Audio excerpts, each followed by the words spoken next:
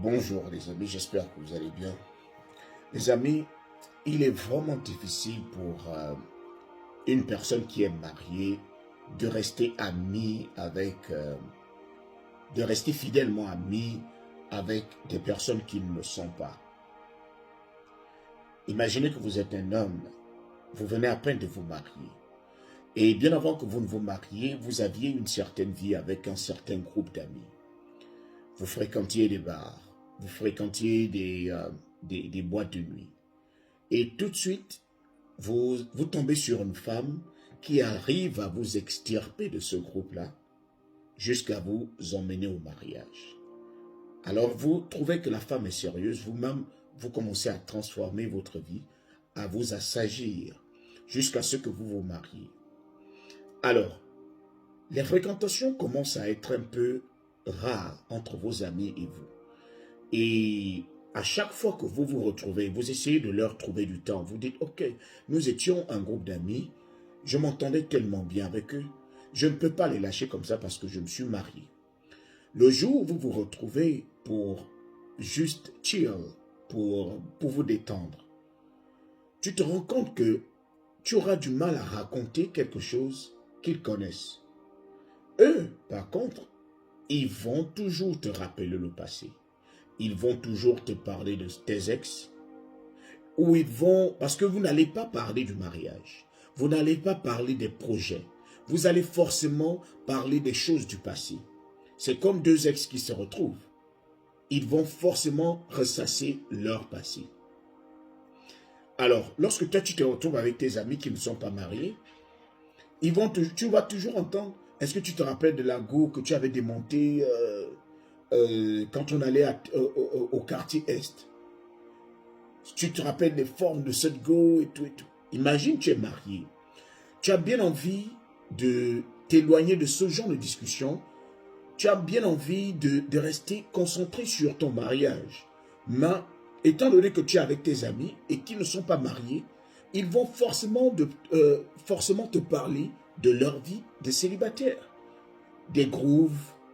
Certains vont te dire qu'ils étaient en boîte de nuit hier, la boîte de nuit que vous fréquentiez ensemble. Ils vont te ressasser ces moments. Il va même arriver un moment où tu auras envie de parler de ta femme. Mais ils ne sont pas intéressés. Imagine que ta femme appelle. Tu t'éloignes un peu, tu prends le téléphone pour aller parler à ta femme. Et pendant que tu t'éloignes, tu les entends murmurer. Tu sais qu'ils sont en train de parler de toi. Et lorsque tu reviens, tu as l'impression d'être étranger. Tu as l'impression de commencer à les gêner parce que tu es en train d'adopter un comportement qui est différent du leur. Donc tu vas certainement entendre, c'est sûr que c'est madame qui a appelé. Tu dis oui, c'est ma femme qui a appelé. Certains vont même appeler ta femme par son prénom, juste pour montrer à quel point ils n'accordent pas trop d'importance. Malgré le fait que toi tu essayes de dire, oh, oui, c'est mon épouse qui a appelé. Monsieur est trop marié. Ça. Et c'est sûr qu'elle te demande de rentrer. Tu n'es pas un garçon, Paul. Tu peux au moins traîner jusqu'à 22 heures. Elle peut t'attendre. C'est ta femme, c'est toi qui portes le pantalon. C'est-à-dire, tu vas commencer à remarquer que c'est vrai, ce sont tes amis, mais les discussions ne sont plus les mêmes. C'est-à-dire, tu te rends compte que si tu restes trop avec eux, tu risques de perdre la saveur de ton mariage. Parce que tu vas te dire, oui, c'est vrai. Toi aussi, tu vas commencer à bomber le torse. Tu vas dire, mais non, je suis quand même un homme. Et lorsqu'elle va appeler pour dire, chérie, à quel niveau est-ce que tu tardes encore? Est-ce que tu vas encore tarder? Je t'attends. Tu vas dire, mais pourquoi tu m'attends? Tu peux dormir. Juste pour montrer devant tes amis que tu es un homme. Parfois, tu n'as pas envie de parler à ta femme de cette manière, mais juste parce que tes amis sont là, tu commences à vouloir leur donner une autre image, pour leur dire que tu es un homme dur, que la femme n'a pas besoin de t'appeler lorsque tu es avec tes amis. Mais tu te trompes. Tu es en train de vouloir faire une chose et son contraire. Tu es en train de vivre dans deux mondes différents. Il va falloir faire un choix. Si tu décides de rester dans un foyer, il va falloir rester dans un foyer et assumer les contraintes de ce foyer-là. Il n'est pas interdit de traîner avec ses amis. Mais les amis qui acceptent que tu restes marié, les amis qui respectent ta femme et les amis qui te respectent ne vont pas chercher à ressasser le passé lorsque vous vous retrouvez. Ne vont pas chercher à te détourner de ton foyer. Au contraire, ils doivent t'encourager. Sinon, toi, tu dois leur montrer les avantages de ton foyer s'il y en a. Tu dois leur parler de ton foyer. Ils devraient même s'intéresser à ton foyer. Comment ça se passe dans ton foyer? Pour qu'ils en prennent un peu de la graine. Ils doivent poser des questions.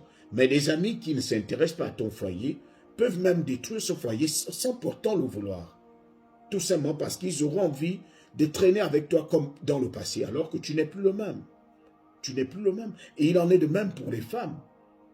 Ça fait tellement mal d'épouser une femme qui a encore des amis célibataires.